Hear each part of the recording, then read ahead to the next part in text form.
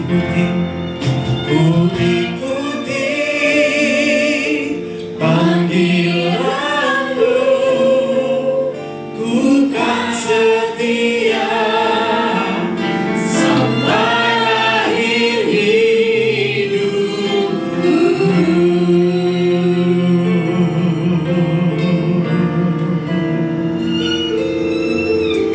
Bapa, kami bersyukur Tuhan, kalau sampai hari ini kami masih boleh menjalani kehidupan kami sebagaimana adanya kami Tuhan.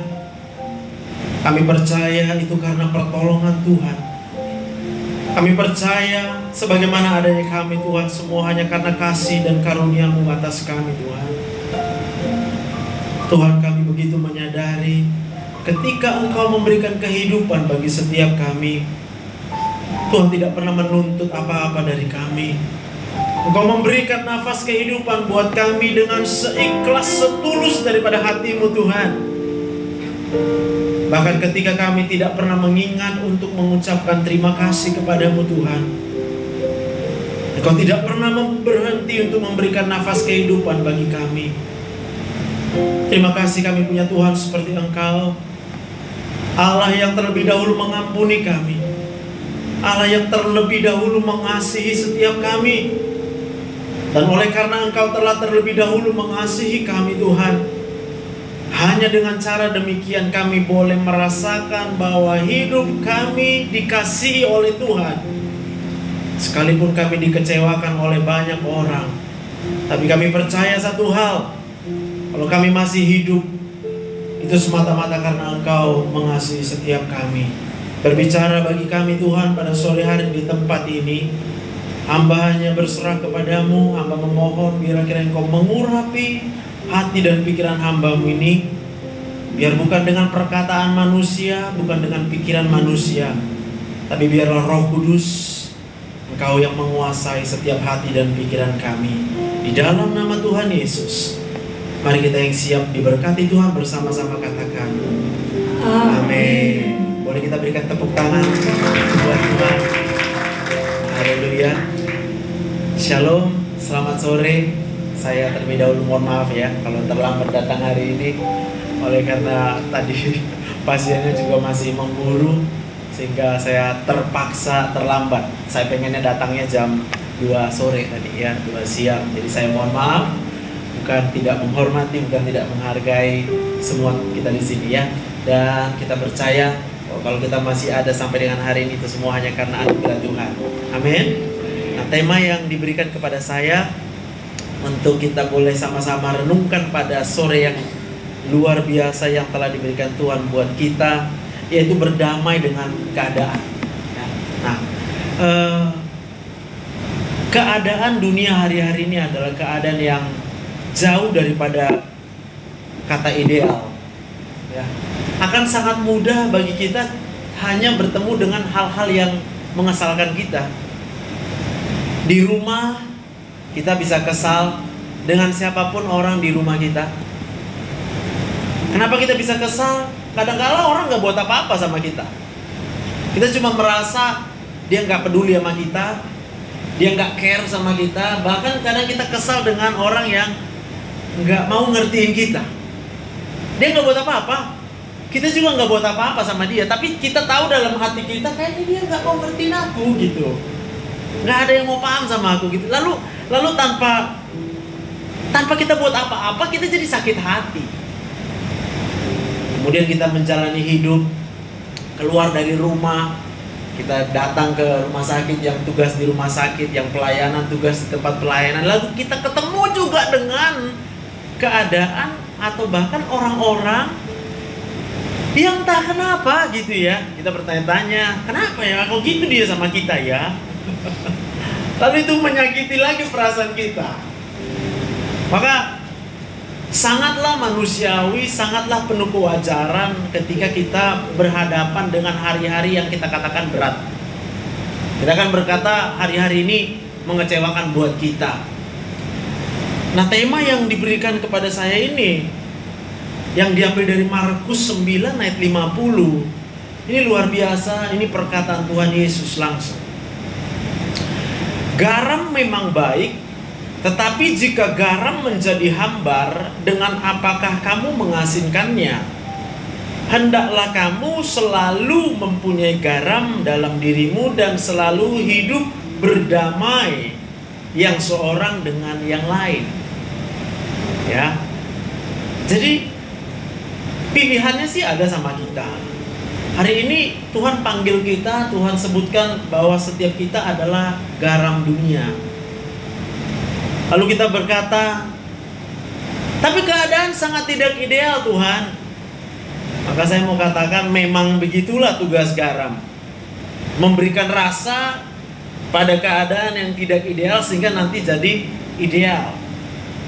Tapi bagaimana mungkin garam itu kemudian akan mengubah keadaan di sekelilingnya dari yang gak enak menjadi enak?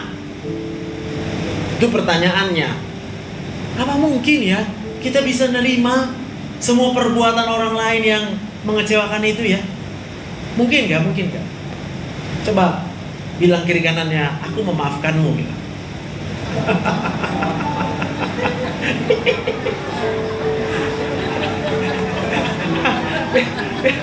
Biasanya nggak apa-apa, bilang it's okay, I know, it's okay, amin. Hari ini ada banyak kemudian orang berusaha, dia cari cara bagaimana supaya dia bisa enjoy life. Lalu kita berpikir kalau kita pergi healing nanti kita bisa enjoy life. Kenyataannya lagi pergi healing, yang ketemu malah keadaan yang gak ideal. Kita mikir kita pergi jalan-jalan ke sana ke Brastagi mau healing, yang terjadi macet di jalan. Lalu kemudian tanpa sadar yang tadinya mau healing akhirnya jadi tambah sakit kita di jalan. Kita ketemu dengan orang yang buru-buru, bukan malah kita sehat, malah kita tambah stres. Firman Tuhan yang dikatakan hari ini buat kita, hendaklah kamu selalu mempunyai garam dalam dirimu. Ini berbicara tentang Roh Kudus. Jadi Roh Kudus itu adalah roh yang dia akan menghiburkan hati kita ketika kita disakiti. Baik ya, dengarkan baik-baik bahwa Roh Kudus itu adalah roh yang akan menghibur hati kita ketika kita disakiti. Kita ngapain? Kita nggak ngapa-ngapain, Pak. Kita cuma terima aja. Tuhan, aku lagi sakit hati.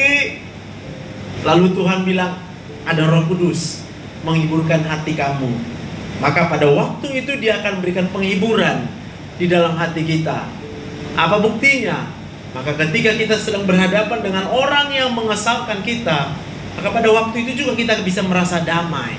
Ya udahlah. Enggak apa-apa. Tapi kadang-kadang kita nggak bisa juga menghambat otak ini.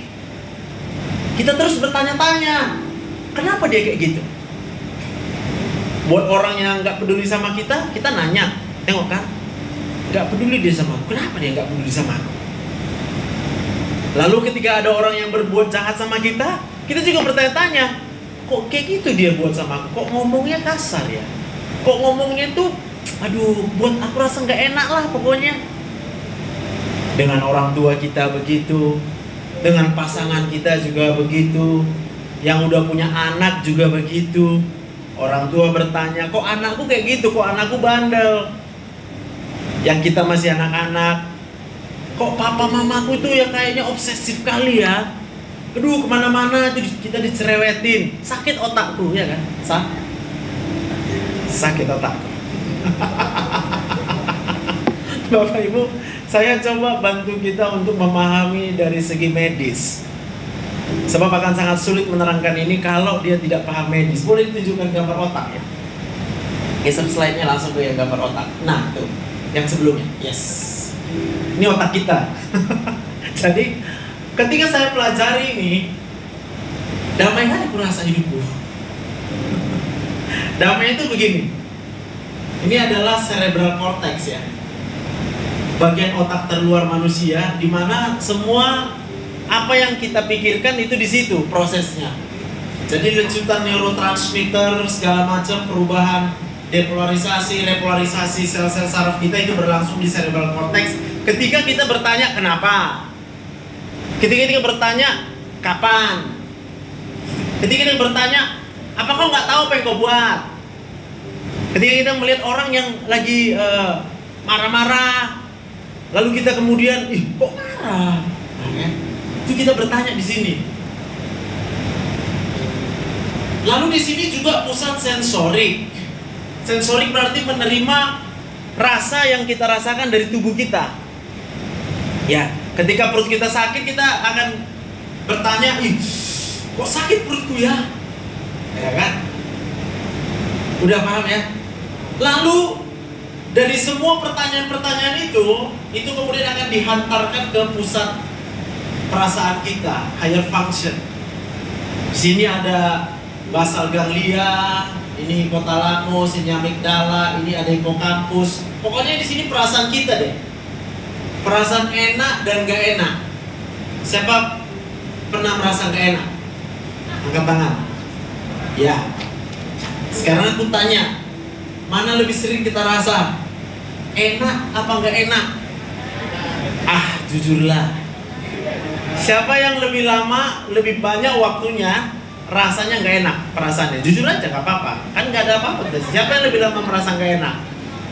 Nggak ada. Oh ada, puji Tuhan. Siapa yang rasanya 50-50, setengah enak setengah nggak enak tuh? Ada yang 70-30, 70% nggak enak, 30% aja yang nggak enak. Kalau aku angkat tangan. Ada yang merasa 100% enak terus, angkat tangan.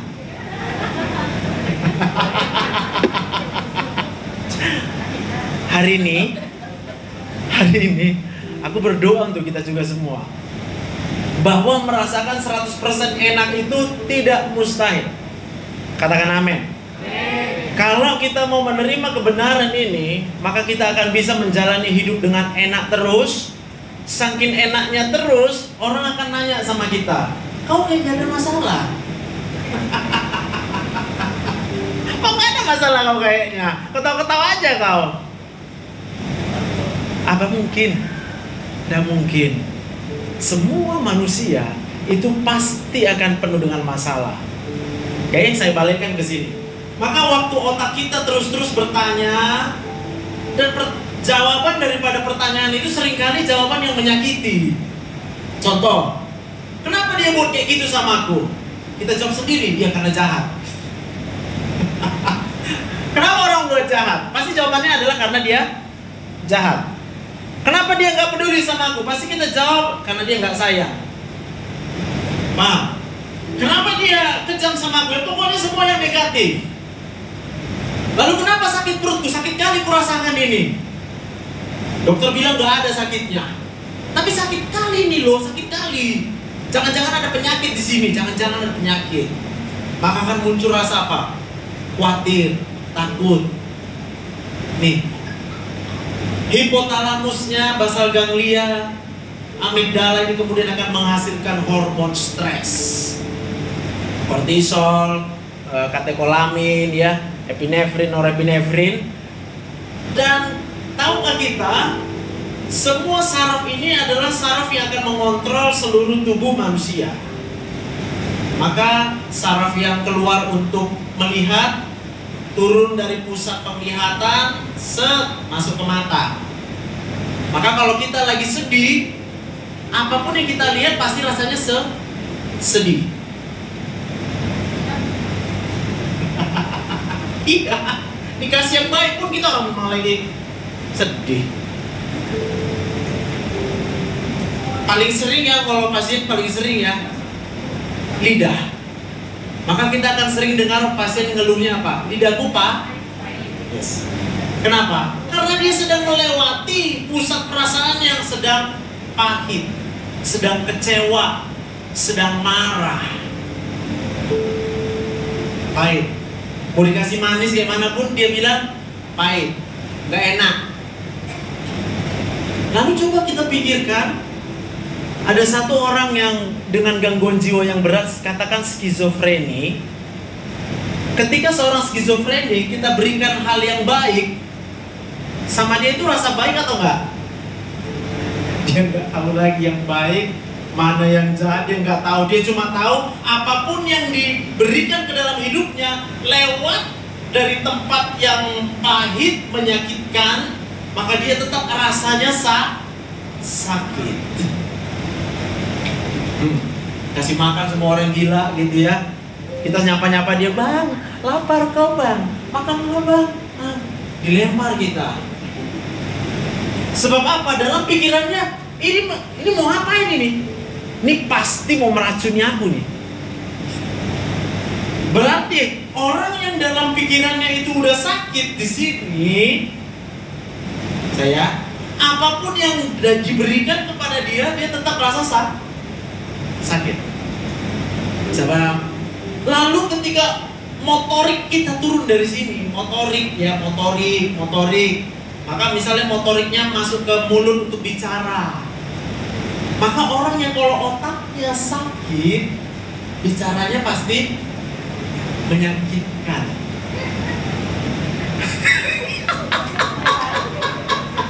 Jadi kalau orang tuh ya terlihatnya murung aja, gak apa-apa. Kalau orang murung, ya kayak mana gak murung? Orang otaknya lagi sakit.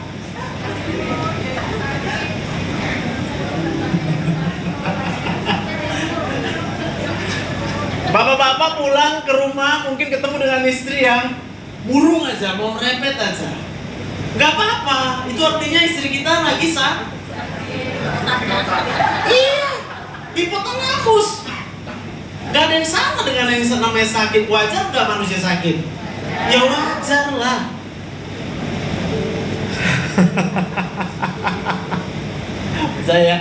Jadi kalau ada orang buat jahat, kenapa dia buat jahat? Tepuk tangan untuk Tuhan.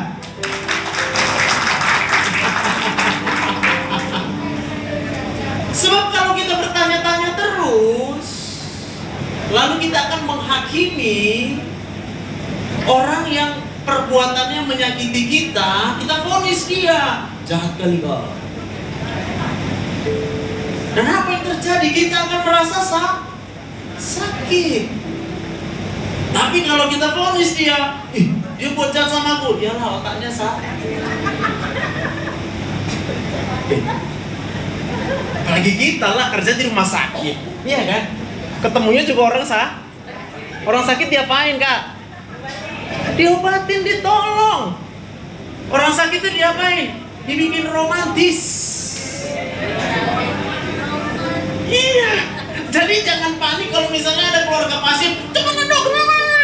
Tenang aja, lagi sakit otaknya. Tapi kalau kita juga lagi sakit otak kita, apa yang terjadi? Kita dia marah, kita juga ketika otak dimarahin, ini langsung menyakiti nih. Setuju nggak?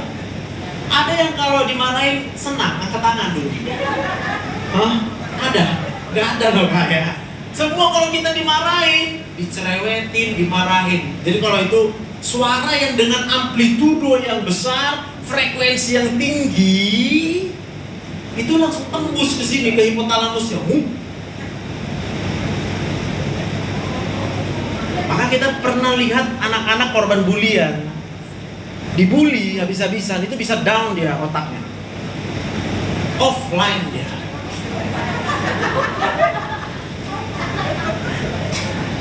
Putus dari semua.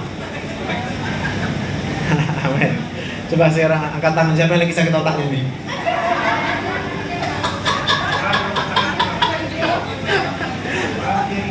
Lihat ya, kita juga nggak perlu ngaku. Siapapun kita nggak perlu ngaku, orang pasti tahu.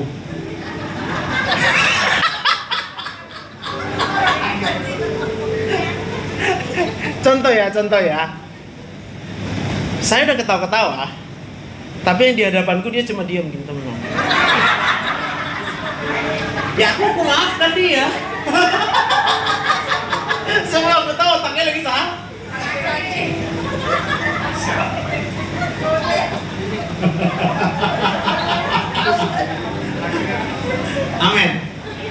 Gak apa-apa sedih loh Kak. Aku juga gak marahin orang yang sedih. Aku tahu otakmu sedang amin. Tapi kalau otaknya sedih karena bertanya-tanya, kok jahat kali dia sama aku ya. Sore ini jawab Kak. Orang yang berbuat jahat kepada kita karena otaknya sedang jawab. Biarkan otakmu bisa berdamai. Jawab. Gak bisa aku yang menjawabkan itu untuk Kakak. Tuhan yang jawabkan. Tapi kalau kemudian kita bertanya, aduh tapi udah sakit kali yang kurasakan, berarti kau perlu bantuan Roh Kudus. Kalau kau perlu bantuan Roh Kudus, kita cuma diam aja. Roh Kudus tolong, sakit kali kurasakan, aku perlu penghiburan daripada Roh Kudus. Apa yang harus kita lakukan? Hanya percaya. Percaya atau tidak? Sebab pada waktu kita percaya, maka kita akan berada dalam keadaan yang tenang. Aku percaya. Tapi kalau kita ragu dan bimbang, apa yang terjadi? Kita seperti kapal yang diombang-ambingkan. Kadang percaya, kadang gak percaya. Memang kalau udah sakit kali otaknya ini, akan sangat sulit juga menerima apa yang kukatakan ini. Gak apa-apa. Ya gak apa-apa. Namanya juga lagi perlu dosis tinggi. Kadang-kadang dosisnya sudah jauh lebih tinggi daripada apa yang diberikan oleh manusia. It's okay guys. Kita tetap tenang aja, doakan dia. Aku berdoa, Tuhan Yesus menyayangimu, menyayangimu, menyayangimu, menyayangimu. Kalau kita masih hidup sampai dengan hari ini, semua karena kasih karunia Tuhan. Amin. Kita berikan tepuk tangan buat Tuhan. Coba next slide terakhir. Enggak, setelah gambar otak tadi ada gambar. Ini ibu hamil. Semua ibu-ibu siapa yang pernah hamil di sini angkat tangan? Oh semua, hampir semua ya. Tali pusat. Ketika ibu stres, ketika ibunya kecewa, maka otaknya tadi akan menghasilkan hormon stres. Hormon stres itu akan melewati sawar darah otak, lalu masuk ke melewati sawar plasenta, lalu masuk ke dalam bayi. Di otak bayi, hormon stresnya juga akan diterima oleh otak bayi. Maka bayi nggak kenal siapa yang buat jahat, dia bisa rasa dijahatin selama di dalam kandungan. Oke. Kalau dia rasa jahatnya dikit-dikit aja, oke. Ketika dia rasa dijahatin, dia pun akan menghasilkan hormon stresnya dia juga.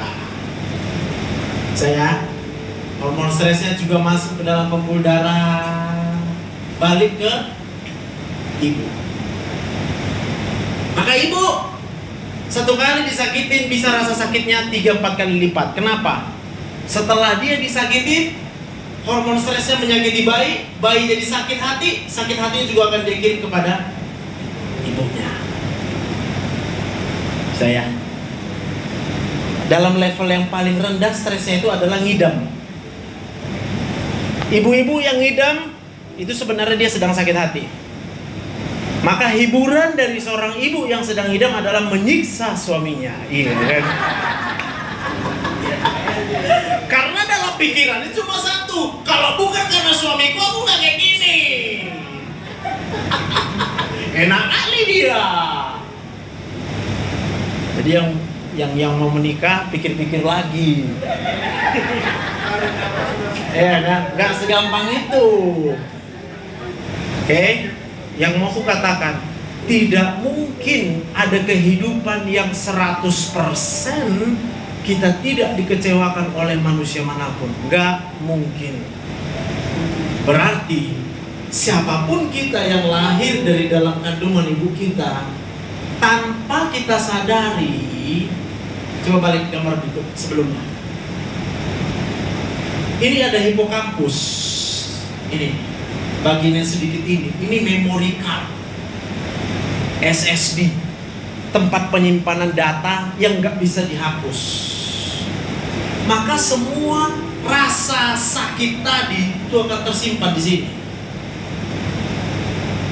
Hari ini kalau kita bilang, aku nggak ada diapa-apain, tapi rasa sedih aja.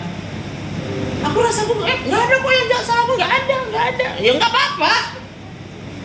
Kalau kau rasa nggak enak itu karena di sini hipokampusnya sudah terlebih dahulu menyimpan rasa pedih itu. Termasuk bagi seorang bayi, anak bayi yang nggak kenal sama orang jahat, itu kalau ibunya sering disakiti dan ibunya sakit hati, maka dia akan lahir sebagai bayi yang sakit otaknya. Level yang terberat itu adalah baby blues syndrome. Kenapa? Ketika udah banyak kali kebencian, sakit hati, benci, bayi benci, ibu benci, bayi benci, ibu benci, sampai ketika dia dilahirkan, ibunya pun bisa benci nengok bayinya sendiri. Level di bawahnya adalah kita lihat sekarang angka tingginya autism. Anak-anak yang autisme adalah anak-anak yang sakit hati sama dunia ini. Dia tahu ketika dia keluar dari rahim ibunya, sudah, dia tak punya lagi perlindungan apa-apa. Dia benci dengan dunia ini. Semua yang dia lihat apa? Kejahatan buat dia, kejahatan.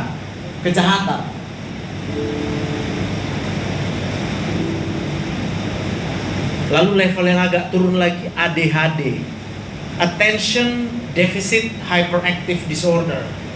Dari katanya aja udah jelas, attention deficit. Anak yang kekurangan perhatian, kasih sayang. Luar biasa. Kenapa itu terjadi? Karena ibunya tanpa dia sadari, dia nggak tahu, mungkin dia nggak pernah dengar yang aku bilang ini. Tapi kalau kita udah dengar ini, siapapun kita, kalau kita lihat ada ibu yang lagi hamil, cepet-cepet diingatkan, Bu, kalau kau kecewa sama mertuamu, karena mertuamu sakit otaknya.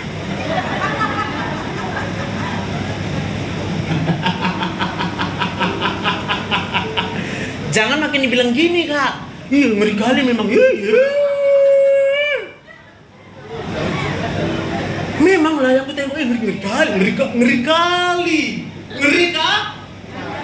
Ketika otaknya bermain dengan ukuran kejahatan yang diperbuat oleh siapapun juga, maka di sini juga akan memunculkan rasa, hormon stresnya akan keluar, yang ada kebencian dan kebencian dan kebencian dan kebencian. Yang mengerti katakan amin. Tapi pada waktu kita bisa dengan sadar, ialah kita bilang sama dia, gak apa-apa kalau mertuamu itu berbuat kayak gitu, karena udah banyak beban hidupnya. Waktu dia mengandung suamimu, coba deh kau bayangkan sakitnya hidupnya.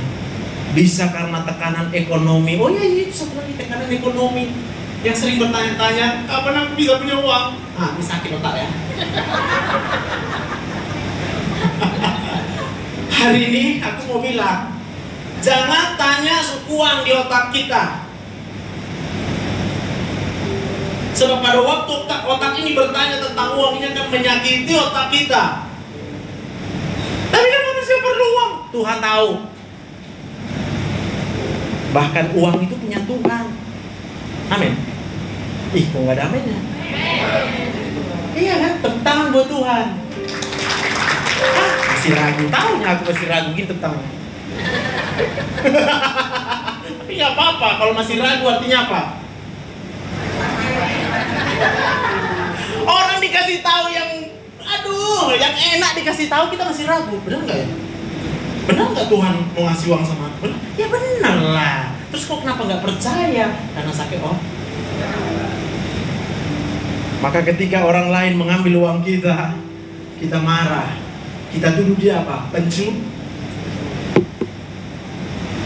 Tapi kalau otak kita udah sehat, ketika orang mengambil uang kita, apa yang kita katakan? Ya nggak apa-apa. Dia sakit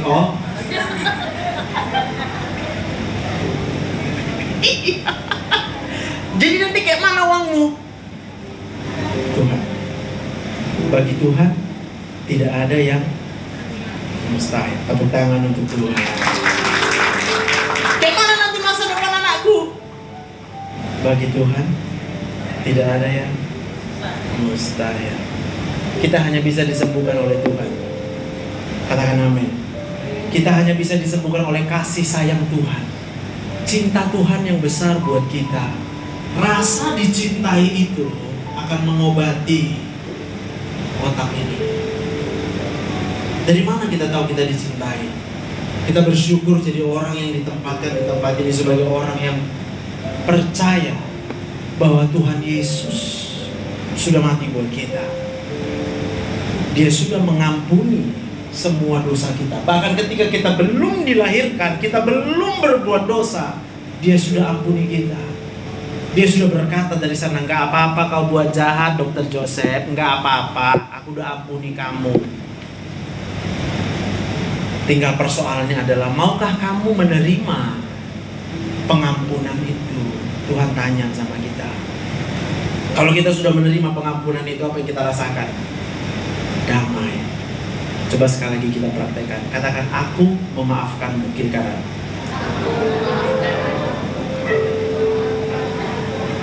Aku tahu kau sakit otak.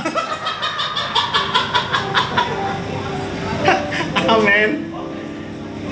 Maka dengan cara demikianlah kita dapat hidup berdamai dan berdamai dengan semua orang.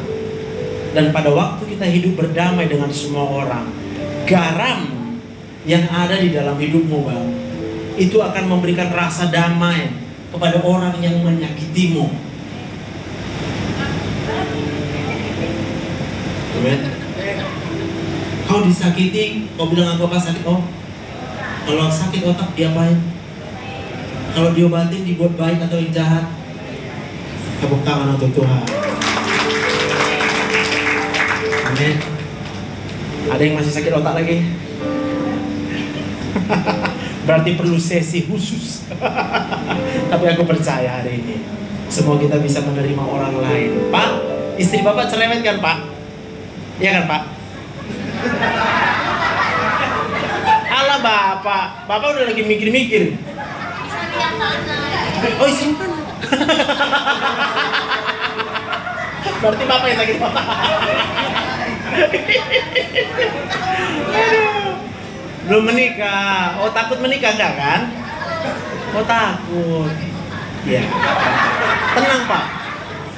Namanya penyakit bagi Tuhan tidak ada yang mustahil. Semua pasti Tuhan sembuhkan. Semua Tuhan tolong. Tepuk tangan buat Tuhan kita. Haleluya. Kita nyanyi lagu tadi, ya. Yang Bapa Engkau. Mari kita tundukkan kepala kita. Oh, kita bangkit berdiri. Kita nyanyi lagu ini. Terima kasih Tuhan, sebab Engkau menerima kami apa adanya. Engkau mengampuni kami. Engkau mengasihi kami dengan sepenuh hati-Mu, Tuhan. Terima kasih Tuhan. Bapa Engkau mengenalku lebih dari siapapun.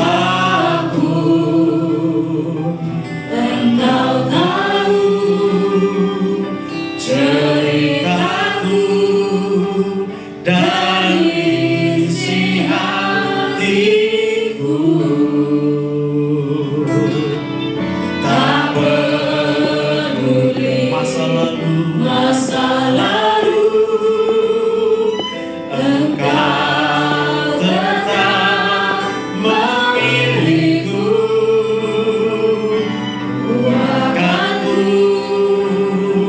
sempurnakan jadi karya yang indah.